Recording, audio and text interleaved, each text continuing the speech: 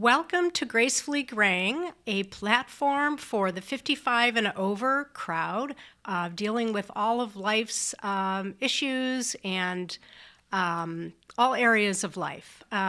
So welcome. We are glad to have you. And today we are talking to Craig Nash of It's a Grand Life. Mm-hmm. And some of you may never have heard of this. A lot of you may have grandkids. You may be grandparents, but this is an interesting story. And Craig is doing some really amazing work. And we wanted to share all of this with you. Well, so thanks welcome. so much for having us. We really appreciate it. Yeah. So let's get going and explain to people. Tell us what's the mission of It's a Grand Life, and tell us how it's a pretty obvious title, but go ahead and tell us how you got to that. Well, we started It's a Grand Life initially as a podcast, and at the time, actually it was 4 years ago this month, when our daughter, who was living with my wife and I in our home in Beverly Hills, and her daughter was living with us as well, and but due to behavioral health challenges and substance abuse issues, she left us on a Saturday morning over 4 years ago, and to live on the streets of Detroit with her heroin-addicted boyfriend. Mm-hmm. And at that point in time, we had to decide what we were going to do with our granddaughter. Yeah. And because if you're not adopting the child or you're not guardians, you can't even find out what homework assignments they have. So we immediately went and hired an attorney and became guardians of our granddaughter, and they've started this new grand life, and it's the life of grandparents who are raising their grandkids. Remind me, how old was she at that point? Well, she probably was 8 at that time. Yep, so old enough to know what's going on. And really looking for stability in her home situation, even though my wife and I raised her pretty much from the time she joined us at our house. In fact, we modified our house and added on so that she and her mom would be comfortable.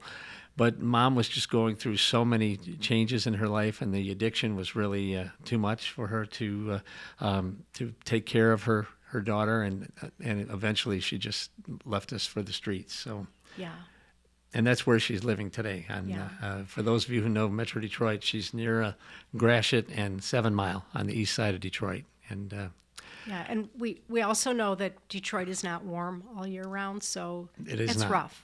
On top of that, super rough. Yep, and it's we can't really spend a lot of time thinking about that because it's so depressing. But in fact, the whole situation at times can be really sad when you think about this wonderful girl who made bad choices and bad decisions and who's living on the streets of Detroit.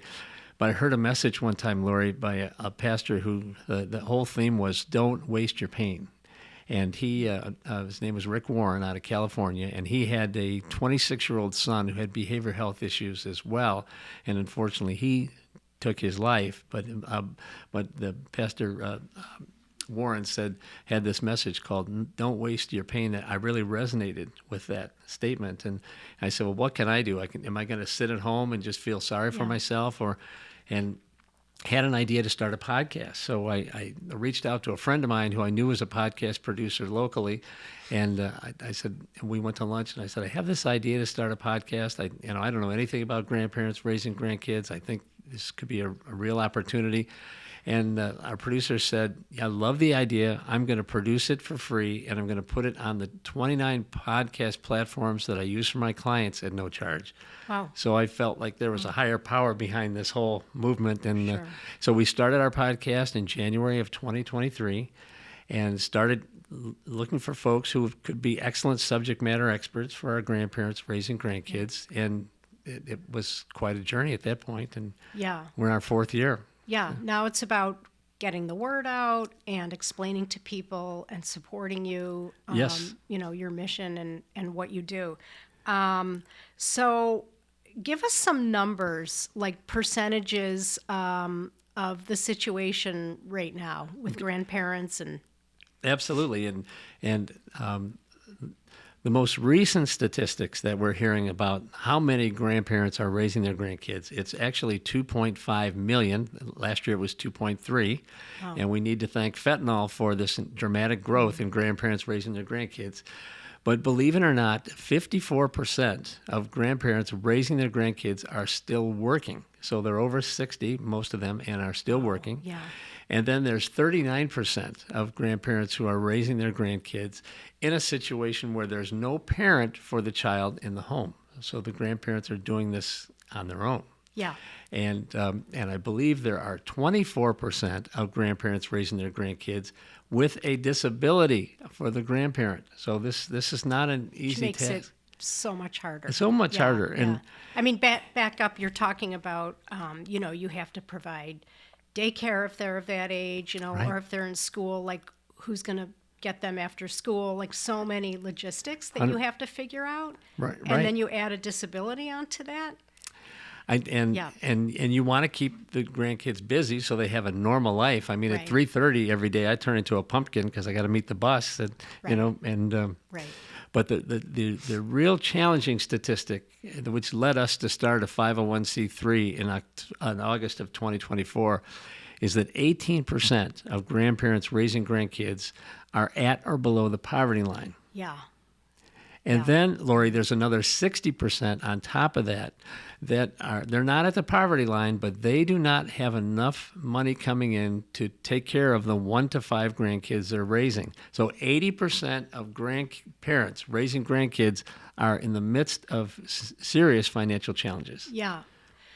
So let me ask you, I mean, you are your granddaughter's legal guardian. Yep. So she has health coverage through you. She does, yep. I mean, that's a huge thing. It is, yep. And, A lot of people may not have that. And for when your grandparents are on Medicare, obviously she can't get Medicare. Sure. So you have to get a separate policy for the your grandkids, or they qualify for Medicaid in a number of cases. But that was a new expense, and an individual insurance policy.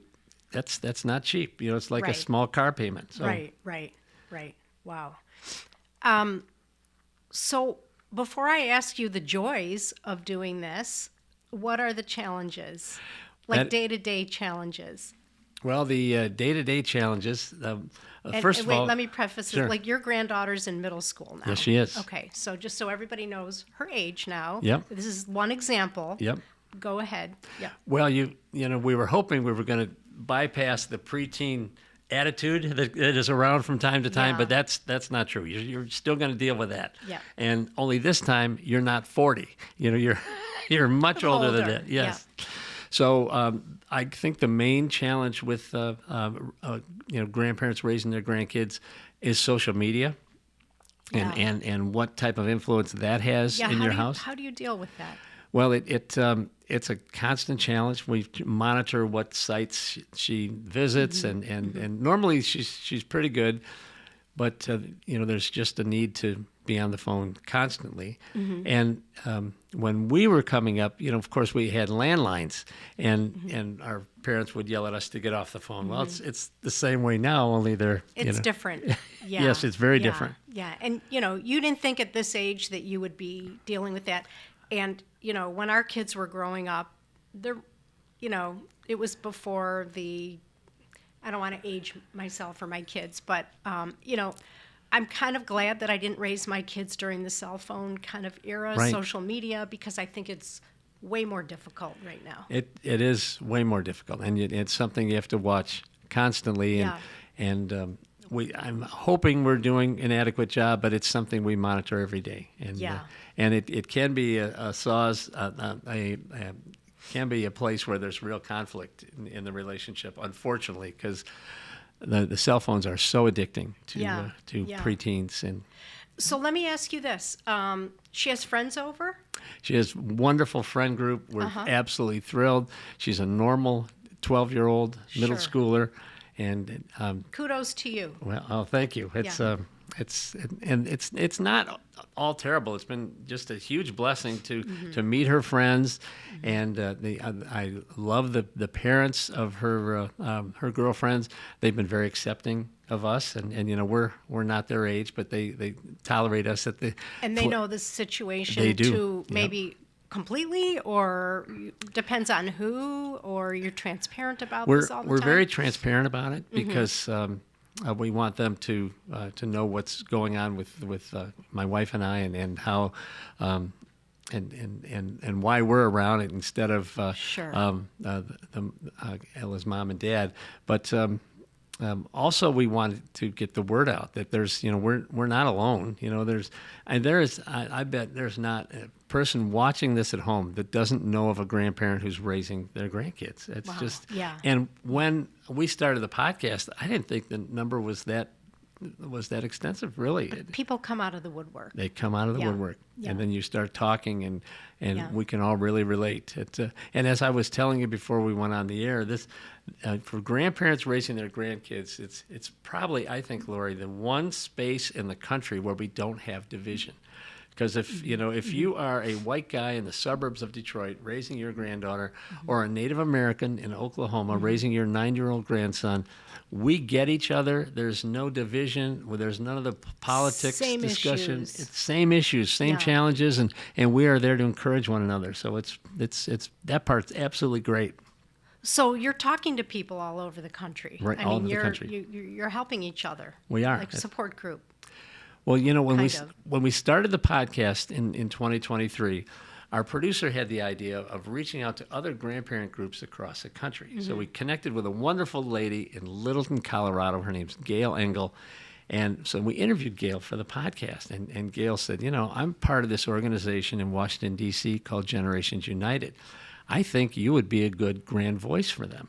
Oh. And they identify grandparents raising their grands in each state, and they select these grand voices to advocate on behalf of the grand voices. So she connected us with the group in Washington, D.C., Wow. and we became a grand voice in 2023.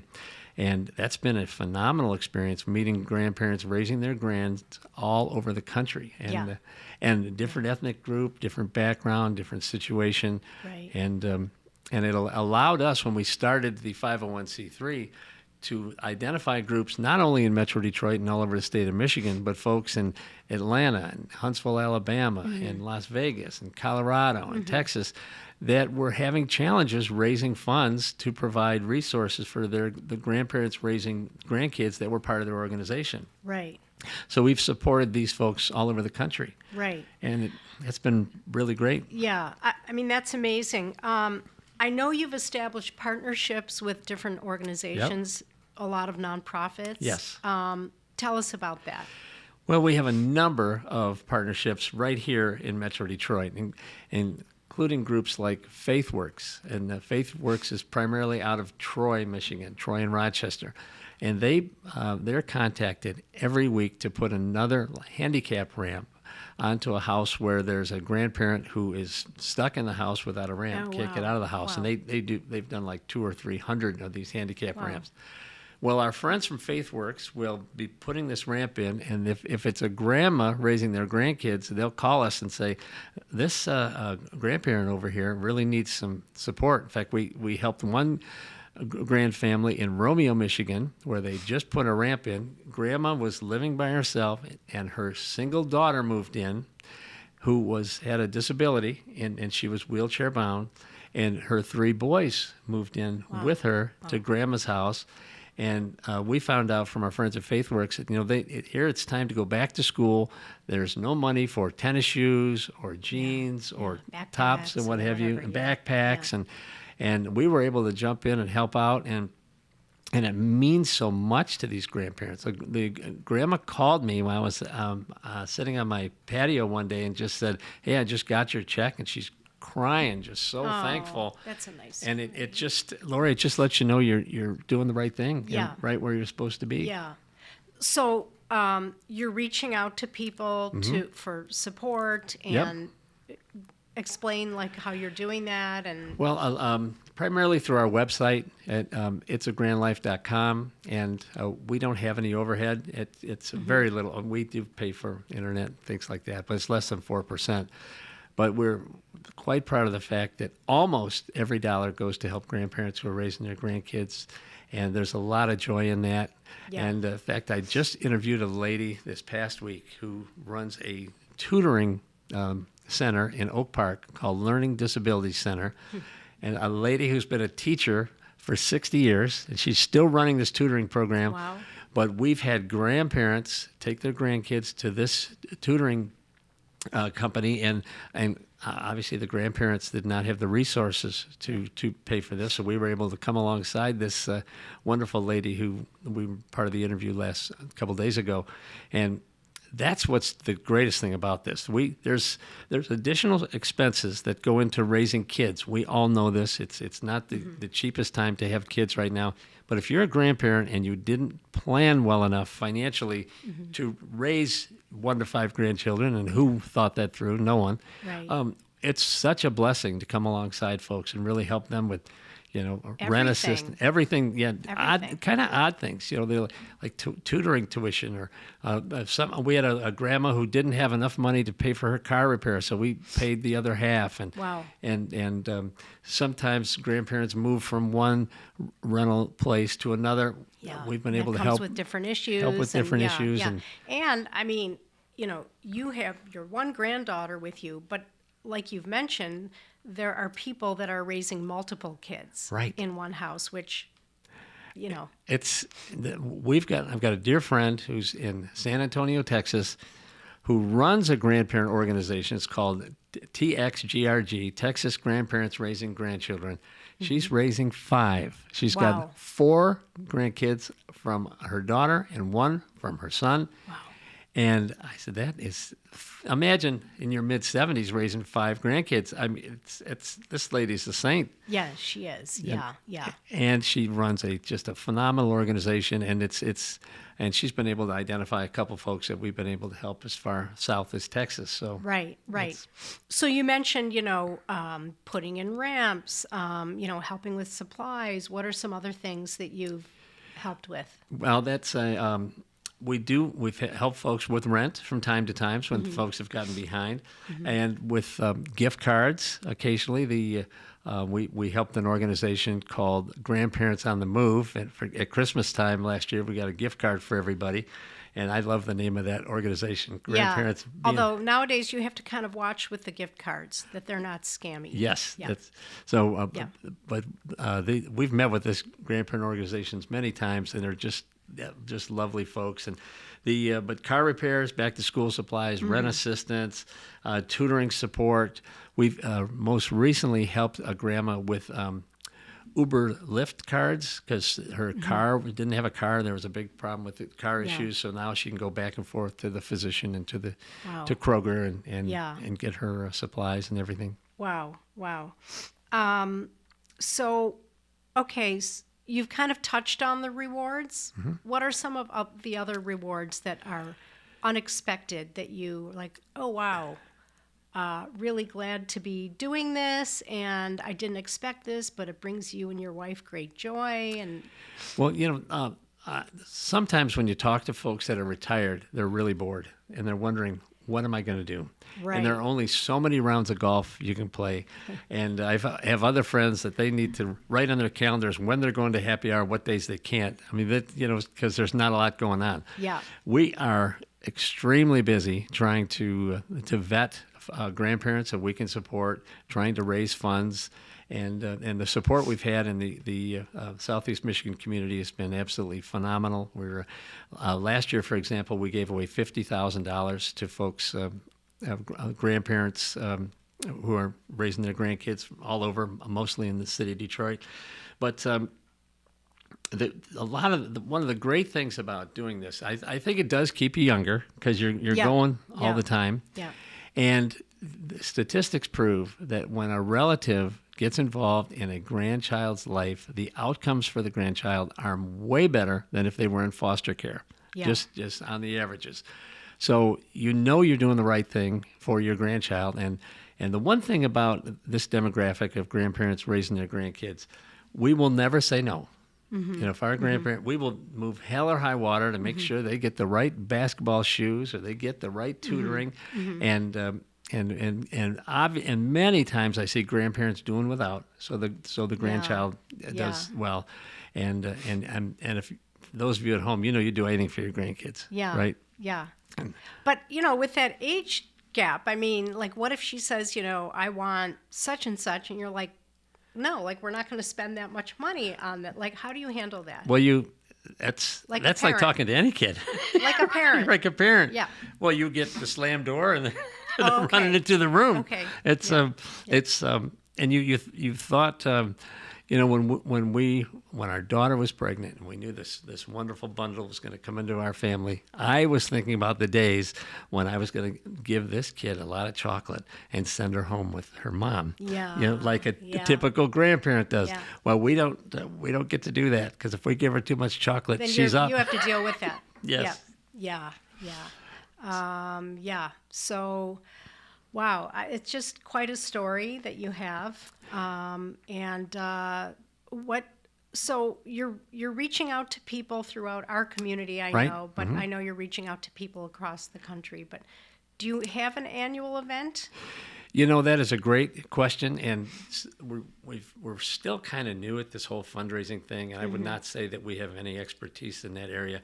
We need to have a golf event or something, so maybe we'll have to talk about that off the air and kind of figure that out. But one thing we're working on is the past 4 years, I've been getting a lot of training in how to help folks learn their true identity, and then how to process negative emotions like fear, guilt, and shame.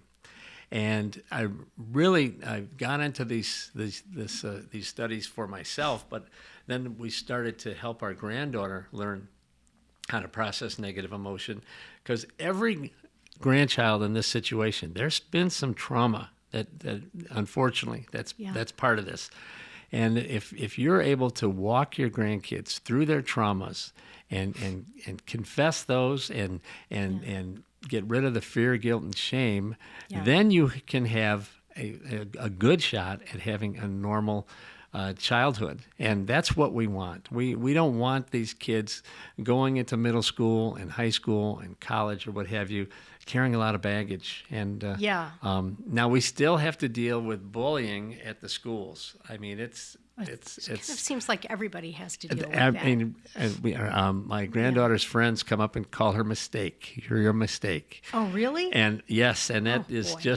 and that's why I want the parents to know, because I think they can put an end to this. And it's Or the school administrators or the counselors, or that should be part of like educating kids. I think they talk about it a lot, but Do they? sometimes these things go under the radar. But Wow. but any grandchild that is being raised by a grandparent, the last thing they are is a mistake. They are Right. what we call a blessing. Yeah. And our life is absolutely so much better because this little girl is in our household, and we get to see her grow up and go on trips with her and what have you. Now she gets a little tired of Grandma and Grandpa from time to time, but but it's still we wouldn't trade it. So Yeah.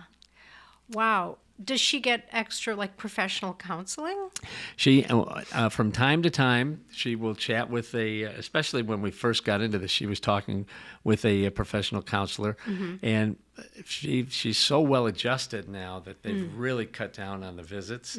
And but although I do recommend that for everybody, that the kids have a person that they can talk their situation through, it makes a huge difference. Yeah. No matter what, like 100%. any kid in this day and age. And right? the grandparents And need the to talk to someone. grandparents. Thank for God sure. for our counselor. Really helped us. For sure. Yeah. Do you continue with that? We haven't in a long time, but we have a great lady on hold. She says, call me when you need me. Just in case. Just in case. Yeah. Wow. Because these are stressful times. Yes. Yeah. All over in everything. Everything. Yeah. So, so the Grand Fund, tell us like briefly the Grand Fund. Sure. Well, the Grand Fund is the fundraising vehicle for It's a Grand Life, and you find the fund by going to itsagrandlife.com, and you click on the Donate Now button. You can make a one-time donation or a recurring donation, which we're hoping for a number of recurring donations, because everything that comes in goes out. Right. And you want to build relationships and with build people relationships and organizations and yeah. And many folks like what we're doing, and they just had never heard of grandparents raising their grandkids, but we're Right. everywhere. Right, for sure. Yeah. Or they could call you. It could give us a call at 248 867-2697. Give me a call, and we'll answer any questions you have. But on the website, you can also, I believe, put in a request for support. I think there's an area to do that, and we'll be happy to get back with you. And I noticed on, Facebook, for example, some of the nice stories and pictures, and you've done some great stuff. We're very thankful for that, and we do ask that if we do support you, Grandma or Grandpa, we'd like a picture of your situation, because that which you've gotten. I mean, we seen have. that. We've got just a number of pictures, and it just really shows it's a Grand Life footprint, but we're just very thankful to have helped 500 people since we've had the Grand Fund, and that's really been amazing. And that's not any huge corporate grants or anything like that. It's individuals saying we want to support this. So. Right. Well, hopefully it'll grow. Yes. And I guess the positive about social media is you can really get the word out, and people, no matter where they are, can see that. You can. And see the good stories. And they absolutely can, and that's been the good part. But you can find us at itsagrandlife.com, just like it sounds, and we would appreciate any support you might want to send our way. All right. Well, that ends our interview. We thank you, everyone, for joining Gracefully Graying. Check out our website, gracefullygraying.com, and our YouTube channel. And we really appreciate this. It's a different topic that's very valuable. So thank you for joining us. Lori, thanks for having us on. We really appreciate it. Good. Thanks.